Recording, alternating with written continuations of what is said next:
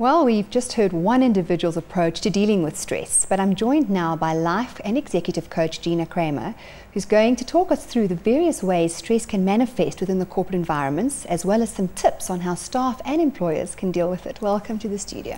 Hi, thanks for having me on the show. Thank you. How do you identify stress in the corporate environment? Okay, well, one of the first things that we see is loss of money. It's estimated that around 300 million rand a year is lost to reduced productivity due to stress. The things that we see is absenteeism and what we call presenteeism. Absenteeism is where people are off work because they're sick. We've just seen in the insert, stress makes you sick. And as you heard from Dr. Mach, about 70 to 90% of all doctors' visits are stress related. So stress definitely is one of the major causes of illness. Then we have something called presenteeism, where people are actually at work, but they are not fully there, which means that they are suffering from headaches, backaches, some kinds of aches or pains, the flu. Also that they are possibly worrying about something that is bothering them, finances, a fight that they've had with their wife, and they are not concentrating, they're not fully present at work. Then you'll see what people will do is they'll work slower, they might even not be concentrating and have an accident.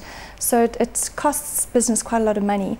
I'm sure you've seen people, or you've experienced, where you open up your email, you read it from beginning to end, and you realize that you actually haven't been concentrating at all. You have to reread it again. That kind of thing is what we call presenteeism, and it costs business a lot of money. Another thing that we see is conflict in the workplace. When people are stressed, they are more irritable, they're more rigid, they're more aggressive, so we have a lot more conflict.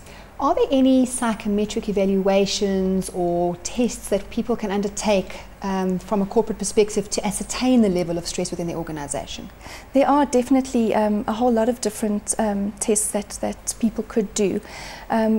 We do stress management workshops, and in those workshops we do give people tests, various different tests to see how stressed they are, and also tests to see what kind of personality you are, because different personalities are more prone to stress. There's a personality called the type A personality, and people like that stress very easily.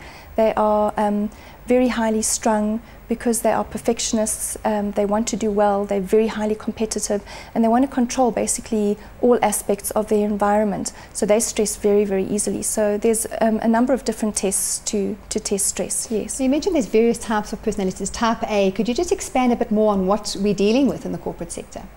Okay, well, like I said, these are people who want everything to be perfect.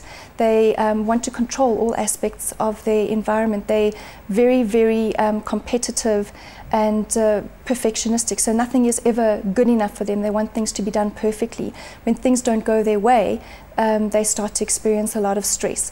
People like that, they generally tend to do everything very fast. They eat fast, walk fast, talk fast. Everything they do is fast. They don't want to wait. They're very impatient. What type of intervention could you put in place for somebody like that? Okay, well, here we come to our stress management techniques, or our tools, and there's a lot of different tools that you can use. The main thing that would help with stress management is to keep people focused on the present. People tend to stress mostly when they're focusing on the past, something that they have done that they see as wrong. They should have done it this way, if only that had happened.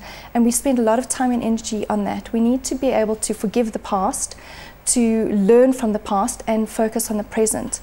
The other thing is that people stress a lot about the future, what might happen, could have happened, should happen, things that we aren't really in control of.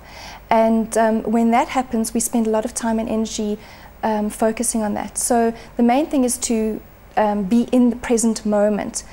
And the way that we can do that is by focusing on our breathing. Breathing is a very important process. I know you're smiling. A lot of people go, okay, well, you know, we're breathing all the time. But breathing is an unconscious process, and when we focus on it consciously, it brings us into the present moment, which is a very powerful process.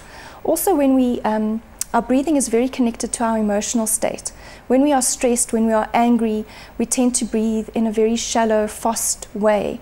And when we are relaxed, lying on the beach, we tend to take nice, long, deep breaths. So we can use this to our advantage. Whenever we feel ourselves getting stressed, we can take some long, deep breaths. This sends a message to the brain to stop pumping adrenaline, which is the hormone that gets secreted when we are under stress.